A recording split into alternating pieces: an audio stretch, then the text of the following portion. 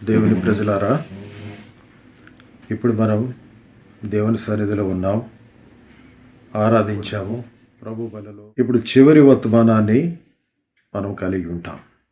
ఈ సమయంలో కీర్తన 121 అధ్యాయం, కీర్తన 121 అధ్యాయం. నేను ఈ అధ్యాయం అంతా చదువుతాను. దయతో మీరు ఈ అధ్యాయాన్ని చూడండి మీ లేఖన భాగాల్లో. కొండల తట్టు నా కన్నులెత్తుచున్నాను, నాకు సహాయం ఎక్కడి నుండి వచ్చును? యెహోవానే నాకు సహాయం కలుగును. ఆయన భూమి ఆకాశములను సృజించినవాడు. ఆయన నీ పాదము తొట్టిల్లనీయడు. నిన్ను కాపాడువాడు కునుకడు. ఇశ్రాయేలును కాపాడువాడు కునుకడు, నిద్రపోడు. యెహోవాయే నిన్ను కాపాడువాడు. నీ కుడి ప్రక్కన యెహోవా నీకు నీడగా నుండును. పగలు ఎండ దెబ్బైనను నీకు తగలదు, రాత్రి వెన్నెల దెబ్బైనను నీకు తగలదు. ఏ అపాయము రాకుండా యెహోవా నిన్ను కాపాడును. ఆయన నీ ప్రాణమును కాపాడును. ఇది మొదలుకొని నిరంతరము నీ రాకపోకలందు యెహోవా నిన్ను కాపాడును. చదువుకున్నటువంటి ఈ లేఖన భాగాన్ని మన నిమిత్తమై మన ప్రభు మరి ఆశీర్వదించి సహాయం చేయనట్లు చిన్న ప్రార్థన చేసుకుందాం. ప్రేమాస్వరూపుడు అయిన మా పరలోకపు తండ్రి, మరొకసారి మీ పాద సన్నిధికి వచ్చి నమస్కరిస్తున్నాం. ఇంతవరకు మీ పాద సన్నిధిలో గడపడానికి ఇచ్చినటువంటి తరుణాన్ని బట్టి మీకు వందనాలు చెల్లిస్తున్నాం తండ్రి. సహాయం చేశారు. అలాగే ఇప్పుడు కూడా మీ వాక్యం వినుటకు, మీ సందేశాన్ని వినుటకు సహాయం చేయవలసిందని, మాకు ఎటువంటి వాక్యము ఈ రోజుల్లో అవసరమో, ఈ వాతావరణంలో ఈ పరిస్థితుల్లో అవసరమో అటువంటి వాక్యాన్ని మీరే మాకు దయచేసి కృప చూపించవలసిందని మీ దయగల హస్తాలకి మమ్మల్ని అప్పగించుకుంటూ, అయోగ్య దాసుడైనటువంటి నన్ను మరుగుపరిచి కేవలము మీ యొక్క వాక్యాన్ని మాత్రము బయలుపరచవలసిందని మా ప్రభువును మా రక్షకుడైన యేసు క్రీస్తు వారి యొక్క దివ్యమైన నామమున ప్రార్థించి వేడుకొనుచున్నాము తండ్రి. ఆమేన్. కీర్తన 121 అధ్యాయాన్ని మనం చదువుకున్నాం. ఇది యాత్ర కీర్తన అని వ్రాయబడి ఉంది. ఇశ్రాయేలీలు యాత్ర చేసేటప్పుడు రకరకాలైనటువంటి కీర్తనలు వారు పాడుకుంటూ, రచిస్తూ, వాటి మీద ఆధారపడుతూ ముందుకు వెళ్ళేవారు. ఇక్కడ ఈ కీర్తనకారుడు, ఈ రచయిత ఒక సమస్యలో ఉన్నట్టు కనిపిస్తుంది.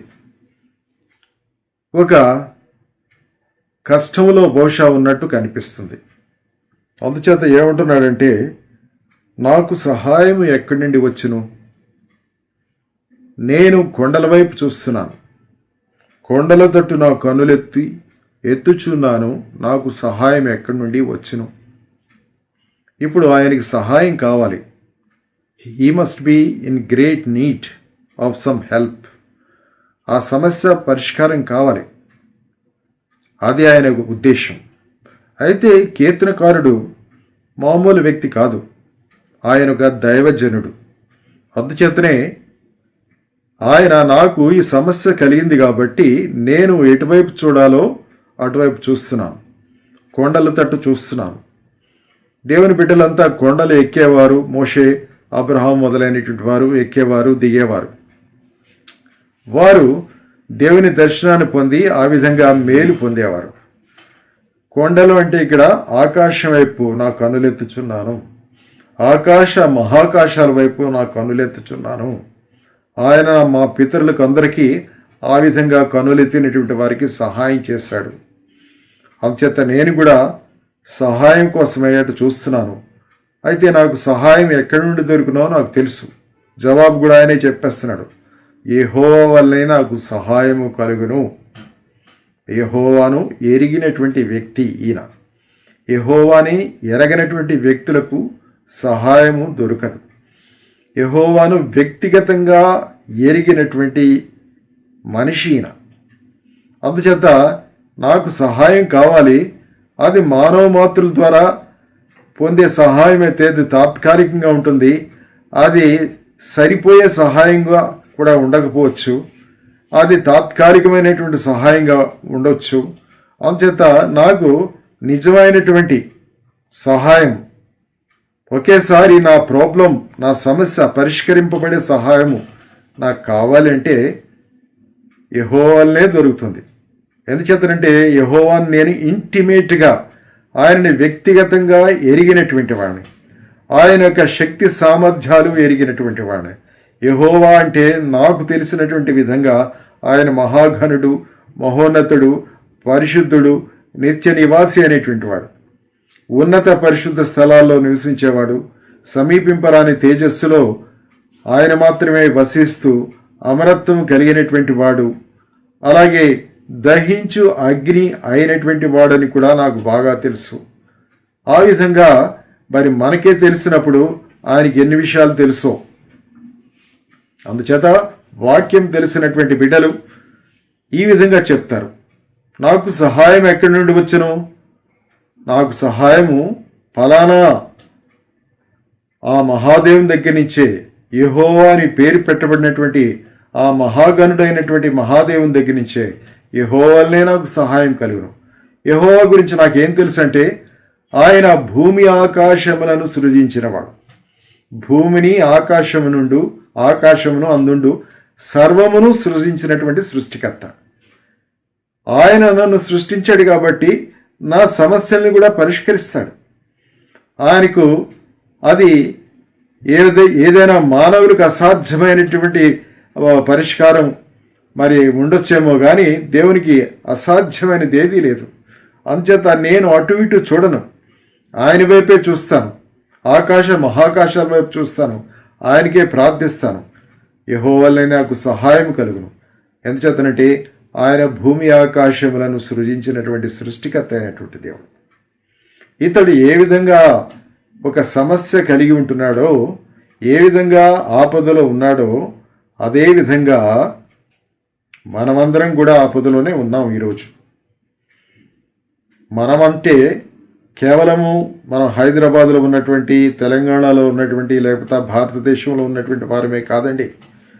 యావత్ భూమి మీద నివసించే ప్రతి మనిషి, సర్వ ప్రపంచంలో జీవిస్తున్నటువంటి ప్రతి మనిషి ఒక సమస్యను ఎదుర్కొంటున్నాడు, ఒక భయంకరమైనటువంటి విపత్తును ఎదుర్కొంటున్నాడు, ఓ పెద్ద ఆపదను, ఓ పెద్ద మహా తెగులును, మరణకరమైనటువంటి రోగాన్ని ఎదుర్కొంటున్నాడు. ఇప్పటికే అనేక వేల మంది చనిపోయారు. ఆ చనిపోయినటువంటి వ్యక్తులు ఎవరో ఏంటో ప్రభుత్వానికి కూడా పూర్తిగా వారి వివరాలు తెలియవు. చనిపోతే వెంటనే వారిని పాతిపెట్టేస్తున్నారు. ఎక్కడ పాతిపెడుతున్నారో ఏమిటో తెలియదు. తమ వారికి కూడా చెప్పలేకపోతున్నారు. ఎవరైనా వచ్చి ఆ మృతుడైనటువంటి ఆ వ్యక్తి మీద పడి ఏడవాలి, అయ్యో నాయన వెళ్ళిపోయావా, తమ్ముడు వెళ్ళిపోయావా, అమ్మ వెళ్ళిపోయావా అని చెప్పి ఏడటానికి కూడా లేదు. ప్రభుత్వం వాళ్ళే వెంటనే తీసుకుని వెళ్ళి ఆ చివరి సంస్కారాలు, ఆ యొక్క అంత్యక్రియలన్నింటినీ జరిగించేస్తున్నారు. అది ఈరోజు పరిస్థితి. దీన్ని మించినటువంటి సమస్య ఏదైనా ఉంటుందా? మనకు తెలిసినంత వరకు ఇటువంటి సమస్య ఎప్పుడు ఎరగం. ఏదో దేశంలో ఏదో సమస్య వస్తుంది, అది వాళ్ళకి మాత్రమే పరిమితి చెందింది. కానీ ఇప్పుడు యావత్ భూమి మీద జీవిస్తున్నటువంటి మనుషులందరికీ ఒకటే సమస్య, అది కరోనా మరణ సమస్య. అందుచేత మనం కూడా ఈ యాత్ర చేస్తున్నటువంటి ఈ రచయిత అయినటువంటి ఈ వ్యక్తి వలె, ఈ కీర్తనాకారుడి వలె మనం కూడా యాత్రలోనే ఉన్నాం. యాత్రలో చాలా భాగం మనకు అయిపోయింది. ముఖ్యంగా నాకైతే అయిపోయిందని నేను చెప్పగలను. అందుచేత ఎవరు ఎప్పుడు పోతామో, ఎప్పుడు ఈ కరోనా మహమ్మారికి బలవుతామో గురవుతామో మనకు తెలియదు. కానీ దేవుని వాక్యం మనకుంది. ఇదిగో ఇక్కడ వ్రాయబడినటువంటి మాటలు చాలా మనకి నిబ్బరాన్ని, ధైర్యాన్ని, నిరీక్షణని కలిగజేసే మాటలు. ఆయన ఏమంటున్నాడంటే, నాకు సహాయకుడు ఒకడు ఉన్నాడు. ఆ సహాయం చేసే వ్యక్తి ఎవరంటే ఆయనే సాక్షాత్తు దేవుడు, ఆయనే నా సొంత ప్రభువు, ఆయనే యెహోవా అని నిబ్బరపడుతూ మనకు కూడా, మీరు కూడా ధైర్యం కోల్పోకండి. ధైర్యాన్ని మీరు ఈ వాక్యాన్ని బట్టి, మీ దేవుణ్ణి బట్టి, మీ విశ్వాసం ద్వారా తెచ్చుకోండి అని ఇంకా ఆయన గురించి ఏం చెప్తున్నాడో చూడండి. ఆయన నీ పాదము తొట్టిల్లని 7 3వ వచనం. మీ హోల్ బాడీ ఎలా ఉన్నప్పటికీ మీ పాదము కూడా బెడకనివ్వడం. ఒక కాలు చక్కగా వేస్తాము, రెండవ కాలు సరిగా వేయలేకపోతాం. అది కూడా ఆయన జరగనివ్వడు. ఆయన నీ పాదము తొట్టిల్లనీయడు. నిన్ను కాపాడువాడు కునుకడు నిద్రపోడు. మన దేవుడు ఎటువంటి దేవుడు అంటే ఆయన కునుకడు నిద్రపోడు. మరి ఈ టైంలో ఏం చేస్తాడంటే మన వైపే చూస్తుంటాడు, మనకు సహాయకుడిగా ఉంటాడు. సైతాన్ ఇక్కట్లు శోధనలు మనకు తెలియనప్పుడు, మనం నిద్రపోతున్నప్పుడు, మనం అప్రమత్తంగా లేనప్పుడు, అన్ని వేళలా అన్ని సందర్భాల్లో ఆయనే మనకి సెక్యూరిటీ అనుగ్రహించేవాడు. ఆ విధంగా ఆయన కునికేవాడు, నిద్రపోయి కళ్ళు మూసుకొని నిద్రపోయేవాడు కాడు అని ఇక్కడ భక్తుడు చెప్తున్నాడు. తర్వాత ఇంకొక మాట ఏమంటున్నాడంటే ఇశ్రాయేలును కాపాడువాడు కునుకడు నిద్రపోడు. ఇశ్రాయేలును కాపాడువాడు కునుకడు నిద్రపోడు. ఇశ్రాయేల్ అంటే మనకు తెలుసు, అబ్రహాం యొక్క సంతానం. అబ్రహాము, ఇస్సాకు, యాకోబుల సంతానం. వారిని ఆయన తన స్వకీయ సాంపాద్యంగా చేసుకొని వారికి ఎన్నో నిబంధనలు చేశాడు.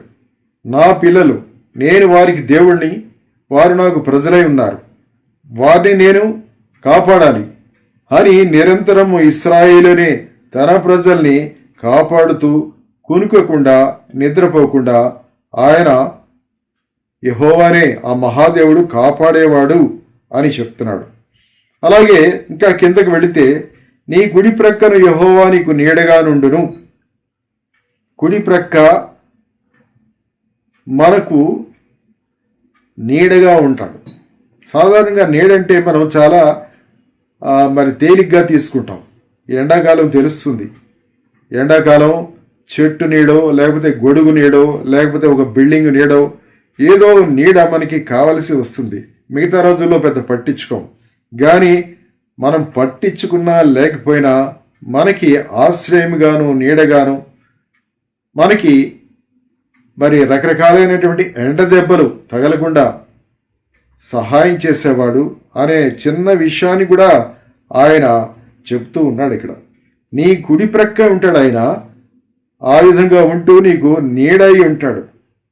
తర్వాత 6వ వచనములో పగలు ఎండ దెబ్బ అయినను నీకు తగలదు, రాత్రి వెన్నెల దెబ్బ అయినను నీకు తగలదు. మళ్ళీ అందరికీ ఎండాకాలం వచ్చిందంటే ఎండ దెబ్బ గురించి, వడదెబ్బ గురించి ఎవరు చెప్పక్కర్లేదు. మళ్ళీ చాలామంది అనుభవించి ఉంటాం. ఇతరులు అనుభవించినప్పుడు కూడా చూసి ఉంటాం. చాలా తీవ్రంగా ఉంటుంది. సన్ స్ట్రోక్ అంటారు. అదే మనకు తెలుసు. కానీ రాత్రి వెన్నెల దెబ్బ అనేది మనందరికీ తెలియదు. కానీ కొంతమంది వ్యక్తులు నాతో చెప్పారు, వెన్నెల దెబ్బ కూడా ఉంటుంది. ఎట్లా అంటే రాత్రిపూట పొలాల్లో పనిచేసే వాళ్ళు ఏం చేస్తారంటే ఆ పంటలను కాపాడుకుంటూ నక్కలు, రకరకాలైనటువంటి జంతువులు వచ్చి పాడు చేస్తాయని వాళ్ళు పొలం చుట్టూ అక్కడక్కడ మంచాలు వేసుకొని పడుకుంటారు. అది వెన్నెల రాత్రి అయితే వెన్నెల దెబ్బని ఒకటి వారు అనుభవిస్తారు. ఆ దెబ్బ కొట్టినప్పుడు వాళ్ళకి కొంచెం చలిగా జ్వరంగా ఉంటుందట. ఆ విధంగా వెన్నెల దెబ్బ కూడా ఉంది.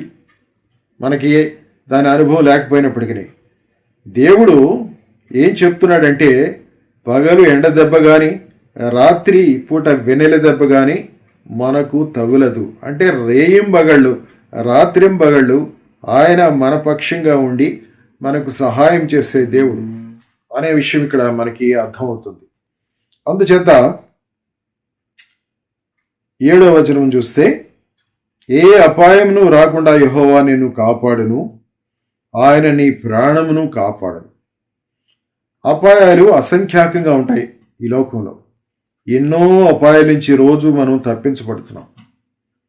అవి ఉపద్రవాలు కావచ్చు, యాక్సిడెంట్లు కావచ్చు, అనారోగ్యాలు కావచ్చు, ఉన్నట్టుండి ఏదో నెత్తి మీద పడి చనిపోయారని మనం వార్తల్లో వింటూ ఉంటాం. అటువంటివి కూడా కావచ్చు. ఏ అపాయమును రాకుండా యెహోవా నిన్ను కాపాడును. ఇంకా మనకు అర్థమవుదేమో అని ఆయన నీ ప్రాణమును కాపాడను. ఇక్కడ ఎంత స్పష్టంగా ఆయన చెప్తున్నాడంటే ఆయన నీ ప్రాణమును కాపాడేవాడు. ఆ తర్వాత ఇది మొదలుకొని నిరంతరము నీ రాకపోకలేదు యెహోవా నిన్ను కాపాడును. ప్రతి మనిషి తన జీవితంలో ఇటు అటు ప్రయాణం చేస్తుంటాడు. ఆ ప్రయాణంలో మీరు ఎన్ని ప్రయాణాలు చేశారో, నేను కూడా చాలా ప్రయాణాలు చేశాను. ఈ ప్రయాణాల్లో నన్ను కాపాడింది ఎవరు? నా తండ్రి, నా ప్రభు అయినటువంటి యేసుక్రీస్తు వారే. ఏ అపాయము రాకుండా రాకపోకల్లో, ప్రయాణాల్లో ఆయన కాపాడుతున్నాడు. చూడండి, మీకు తెలుసు ఎంతమంది ప్రయాణం చేస్తూ వారి వారి ప్రాణాలు పోగొట్టుకున్నారు యాక్సిడెంట్ల ద్వారా, రకరకాల పరిస్థితుల ద్వారా. కొన్నిసార్లు బస్సులు వెళ్ళి బావిల్లో పడిపోతుంటాయి, కాలువల్లో పడిపోతుంటాయి, చెరువుల్లో పడిపోతుంటాయి, లేకపోతే ఏదైనా ఒక బ్రిడ్జి ఢీ కొడుతుంటాయి, ఇంకా ఇంకా ఏవేవో జరుగుతుంటాయి. వీటన్నిటి నుంచి ఎవరు మనల్ని కాపాడారు ఇంతవరకు? మనల్ని సృష్టించినటువంటి సృష్టికర్త అయినటువంటి మహాదేవుడైనటువంటి యెహోవాయే, ఆయన కుమారుడైనటువంటి యేసుక్రీస్తు ప్రభువారే, ఆయన పరిశుద్ధాత్మ దేవుడైనటువంటి ఆ మహాదేవుడు, త్రియేక దేవుడు మనల్ని కాపాడుతూ వచ్చాడు. అందుచేత మనం ఈ రోజుల్లో భయం కలిగి ఉంటున్నాము. అది మానవరీత్యా సహజమే. అయితే మనం ఇక్కడ దీనిని బట్టి ధైర్యం తెచ్చుకోవాలి. మనల్ని కాపాడే దేవుడు సామాన్యమైనటువంటి దేవుడు కాడు. మనం విన్నాం కదా, ప్రారంభం నుంచి పాదాన్నే తొట్టిల నీడు. ఇంకా ముందుకు వెళితే ఆయన నీ ప్రాణమును కాపాడేవాడు. ఎందుచేతంటే రాత్రింబవళ్ళు ఆయన నిద్రపోడు, కునుకడు నిద్రపోడు, నిన్ను కాపాడుతూ ఉంటాడు. నిన్ను ఏర్పరచుకున్నాడు.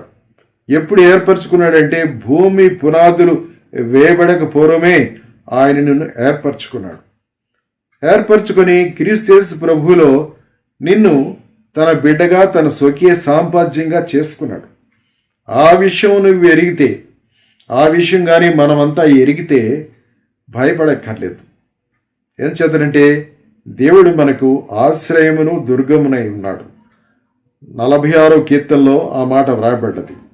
ఆయన ఆపత్కాలమందు నమ్మదగిన సహాయకుడు. భూమి మార్పు చెందినను, నడి సముద్రంలో పర్వతములు మునిగినను, వాటి ఘోషకు పర్వతముల్లో సునామీలు వచ్చినను, కరోనా వంటి భయంకరమైనటువంటి వైరస్ వ్యాపించి మరణాలు సంభవించినను మనం భయపడనక్కర్లేదు. ఎందుచేతనంటే మనకి ఆశ్రయము, దుర్గము అయినటువంటి దేవుడు ఉన్నాడు. ఆయన నిత్యము కాపాడేవాడు, బలపరిచేవాడు. ఎవరైతే ఇంకా ప్రభు అయిన యేసుక్రీస్తు వారిని స్వంత రక్షకుడిగా స్వీకరించలేదో వారికి ఇటువంటి సహాయం దొరకదు. వారికి యెహోవా అంటే ఎవరో తెలియదు, యేసుక్రీస్తు ప్రభువారు అంటే ఎవరో తెలియదు. అందుచేత ఈ సందర్భంలో సంఘపక్షంగా మేము చెప్పేది ఏంటంటే, ఇప్పుడైనా మీరు దేవుని వైపు మళ్ళండి. నామకార్థపు క్రైస్తవ జీవితాన్ని విడిచిపెట్టండి. టైం అయిపోయింది. ఇప్పుడు ప్రపంచమంతా చాలా భయంకరమైనటువంటి పరిస్థితులు గుండా వెళుతుంది. ఇది అయిన తర్వాత ఈ పోస్ట్ కరోనా పీరియడ్ అంటారు. అంటే కరోనా పూర్తిగా అయిపోయి మందులు కొనుక్కొని, వ్యాక్సిన్ కొనుక్కొని అన్నీ చేసిన తర్వాత మిగిలినటువంటి వాళ్ళ జీవితాలు ఏ విధంగా ఉంటాయని శాస్త్రజ్ఞులు, తెలివైనటువంటి వాళ్ళు, విద్యావంతులు చెప్తున్నారంటే చాలా భయంకరంగా ఉంటాయి. భయంకరమైన కరువు రావచ్చు, భయంకరమైనటువంటి ఇంకా రోగాలు రావచ్చు. ఇది ప్రభు అయిన యేసుక్రీస్తు వారి రాకడికి చాలా ప్రాముఖ్యమైనటువంటి సూచన. ఇక తప్పించుకోలేము. అందుచేత ఆయన సంఘాన్ని ఆయన తీసుకుని పోవటానికి ఆయన బహుశా త్వరలో వస్తాడు. ఇక ఈ ప్రపంచ పరిస్థితి ఈ కరోనా రాకముందు ఎలా ఉందో అలా ఉండకపోవచ్చు. చాలా భయంకరంగా ఉంటుంది. అది ఊహించలేము. ప్రభుత్వాలు ఎంత ప్రయత్నం చేసినా ప్రభుత్వాలే కూలిపోయే పరిస్థితులు ఉన్నాయి. చాలా ఆర్థికమైనటువంటి సంక్షోభం ప్రపంచంలో వచ్చేస్తుంది. ఈ ఆర్థికమైనటువంటి సంక్షోభం నుంచి ఎవరు తప్పించలేరు. అందుచేత మనం ఊహించుకుందాం, ఈ కరోనా వెళ్ళిపోతుంది, వెళ్ళిపోయిన తర్వాత పరిస్థితులు ఇదివరకులా ఉండవు, చాలా తేడాగా ఉంటాయి, చాలా భయంకరంగా ఉంటాయి. అందుచేత మనం ఆ భయంకరమైనటువంటి కరువుల నుంచి, రాబో తెగుళ్ళ నుంచి, రాబో యుద్ధాల నుంచి తప్పించబడాలంటే మారు మనసు పొంది సిద్ధంగా ఉండాలి. ఎవరైతే ఇంకా మారు మనసు పొందలేదో, పశ్చాత్తాపడలేదో అటువంటి వారు విషయంలో మరొకసారి నేను ఎంతగానో బ్రతిమాలుకుంటున్నాను. టైం అయిపోయింది సహోదరులారా, మీరు జాగ్రత్త పడండి. ప్రభువైన యేసుక్రీస్తు వారిని సొంత రక్షకుడిగా స్వీకరించండి. లేనట్లయితే ఈ ఉపద్రవంలో మనం చనిపోతే సరిగా దేవుని సన్నిధికి వెళ్ళవలసినటువంటి మనం నరకాగ్నికి వెళ్ళిపోతాం.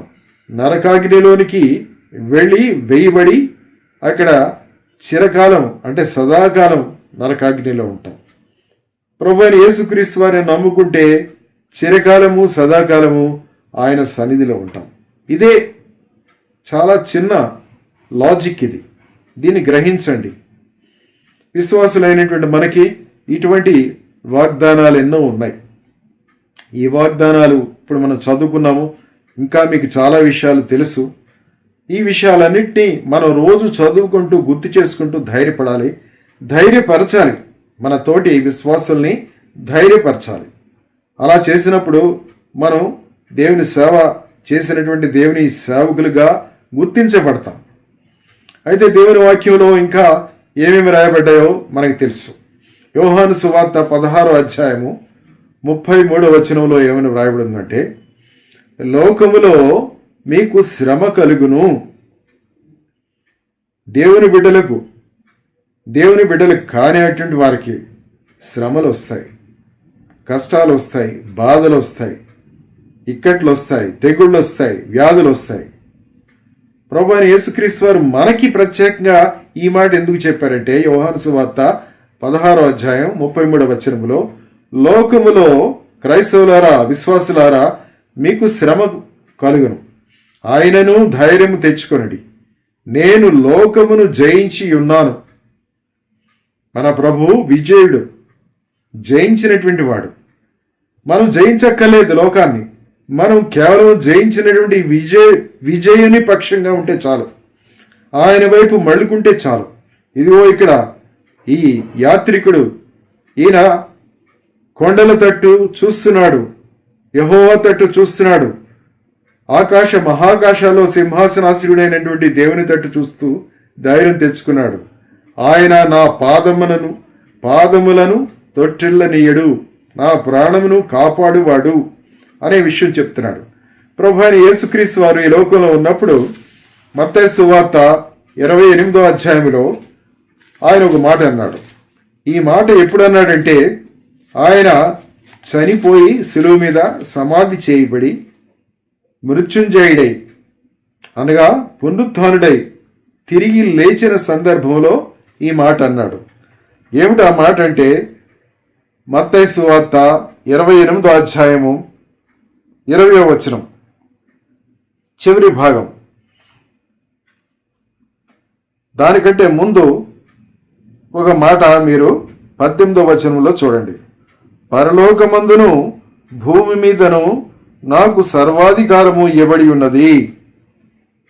మన ప్రభువైన యేసుక్రీస్తు వారు మృత్యుంజయుడయ్యారు, విజయుడయ్యారు, ఆయన పునరుత్థానుడయ్యారు. పునరుత్థానం అంటే దాన్ని మించినటువంటి విజయం ఇంకోటి లేదు. మరణమును, సమాధిని, లోకమును, సైతాన్ని, పాతాళాన్ని ఆయన జయించాడు. అటువంటి గొప్ప విజయుడు. ఆయన ఏమంటున్నాడంటే, ఇక్కడ భూమి మీదను తర్వాత పరలోకమందును భూమి మీదను నాకు సర్వాధికారం ఇవ్వబడి ఉన్నది. అందుచేత ఇదిగో నేను యుగ సమాప్తి వరకు సదాకాలము మీతో కూడా ఉన్నాను. మనతో కూడా ఉండే దేవుడు ఆయన ఒక్కడే. ఏ దేవుడు అనబడేవాడు ఎవరు ఉండరు. ఆయన తన స్వరూపంలో తన పోలిక చొప్పున మనల్ని నిర్మించుకున్నాడు కాబట్టి, ఆయన పోలికలో మనం ఉన్నాం కాబట్టి ఆయన కుమారులుగా కుమార్తెలుగా ఆయన మనల్ని చేసుకున్నాడు. ఎప్పటి వరకు ఉంటాడట? ఇదిగో నేను యుగ సమాప్తి వరకు సదాకాలము మీతో కూడా ఉన్నాను అని వారితో చెప్పాడు. మనతోనే చెప్తున్నాడు. మనం ఆయన పిల్లలం కదా. అందుచేత పరలోకమందును భూమి మీదను నాకు సర్వాధికారం ఉంది. అందుచేత మీరు చేయవలసినటువంటి పని మీరు చేయండి. తండ్రి యొక్కయు కుమారుని యొక్కయు పరిశుద్ధాత్మ యొక్కయు నామమున దేవుని వాక్యం బోధించినటువంటి వారికి బాప్తిసం ఇవ్వండి. వారిని శిష్యులుగా చేయండి. మీరు ఏమి భయపడిపోకండి, ఏవో వస్తుంటాయి. ఇదిగో యుగ సమాప్తి వరకు సదాకాలము నేను మీతో కూడా ఉన్నాను. ఇంకొక వాక్యాన్ని కూడా మనం చదువుతాం. ప్రకటన గ్రంథం 1వ అధ్యాయంలో మనందరికీ తెలిసినటువంటి మాటే. ప్రకటన గ్రంథం 1వ అధ్యాయంలో ఆ మాట వ్రాయబడి ఉంది. దయచేసి చూడండి. ప్రకటన గ్రంథం 1వ అధ్యాయం. ఆ మాట మనకి ఎంతో స్ఫూర్తినిస్తుంది, ఎంతో ధైర్యాన్ని ఇస్తుంది. ఆ ధైర్యాన్నిచ్చే, ఆ విశ్వాసాన్ని పెంచే మాటలే ఇలాంటప్పుడు మనం ధ్యానించాలి. ఇక్కడ ఏమని ఆయన తెలియజేస్తున్నాడంటే, ప్రకటన గ్రంథం 1వ అధ్యాయము 18వ వచనం. నేను మొదటి వాడను, కడపటి వాడను, జీవించు వాడను, మృతుడనైతిని కానీ ఇదిగో యుగ యుగములు సజీవుడై ఉన్నాను. మరియు మరణం యొక్కయు పాతాళ లోకము యొక్కయు తాళపు చెవులు నా స్వాధీనములో ఉన్నవి. పునరుత్థానుడైనటువంటి ప్రభువైన యేసుక్రీస్తు వారే ఈ మాటలు చెప్తున్నారు. ఏమని? నేనే మొదటి వాడను, కడపటి వాడను, ఇంకా జీవించువాడను, మృతుడనైతిని, మీకోసమే మృతుడనైతిని, మీ పాపముల నిమిత్తమే నేను మృతుడనైతిని గాని ఇదిగో యుగ యుగములు సజీవుడై ఉన్నాను.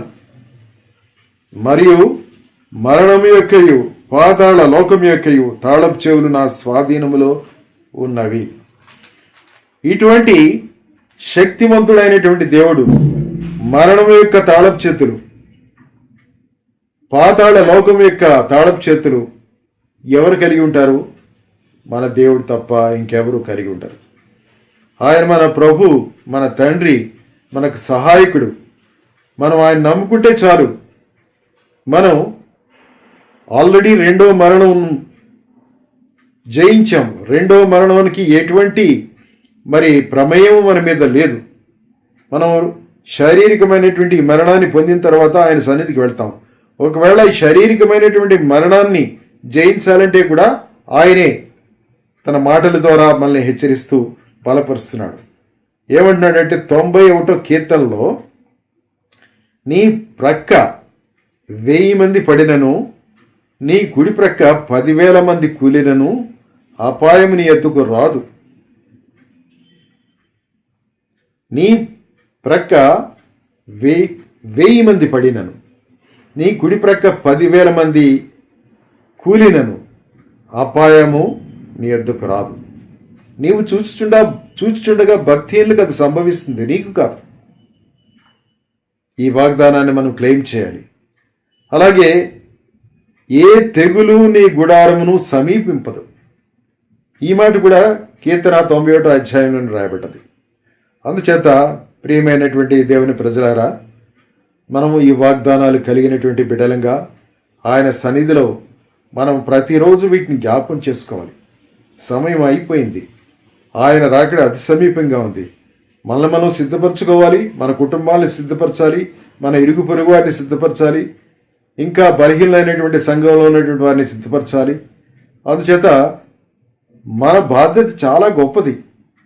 ఇప్పుడు మనం ఇళ్లలో ఉండి దేవుని వాక్యం చదువుతూ ఇతరుల గురించి ప్రార్థన చేయటం ద్వారా, ముఖ్యంగా ఇతరుల గురించి ప్రార్థన చేయటం ద్వారానే మన ప్రార్థనలు ఆలకించబడతాయి. మనం ఆశీర్వదింపబడతాం. మన కుటుంబాలు ఆశీర్వదింపబడతాయి. ఆ విధంగా మనం చేద్దాం. దేవుడు ఆ విధమైనటువంటి శక్తిని, బలాన్ని, తర్వాత నిరీక్షణను, శుభప్రదమైన నిరీక్షణను మనందరికీ అనుగ్రహించి కాపాడునుగాక. దేవునికి స్తోత్రం. Praise the lord.